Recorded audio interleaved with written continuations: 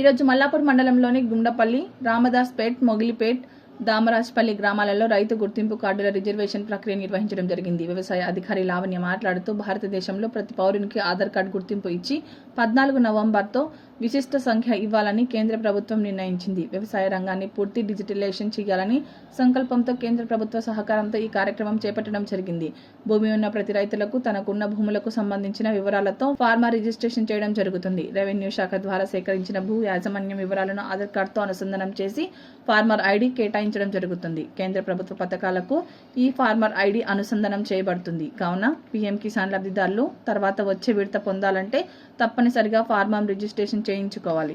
Farmer registration చేయించుకోవడానికి రైతులకు Aadhaar card, పట్టాదారు పాసు పుస్తకం, ఆధార్ కార్డుతో లింకు చేయబడిన ఫోన్ తీసుకొని సంబంధిత వ్యవసాయ విస్తరణ అధికారి లేదా మీ సేవ వద్ద చేయించగలరని తెలిపారు. ఈ కార్యక్రమంలో వ్యవసాయ విస్తరణ అధికారి వంశీ, సంధ్య, వినీత, వైష్ణవి, పంచాయతీ సెక్రటరీ నారాయణ, ఉప సర్పంచ్ జగ్గుల గంగాధర్, రైతులు రమేష్, జంబుక భూమేష్, గుర్రపు చిన్న, గంగారెడ్డి, ఎర్రంశెట్టి సతీష్, వంగ రాజారెడ్డి, జైపాల్ రెడ్డి తదితరులు పాల్గొన్నారు.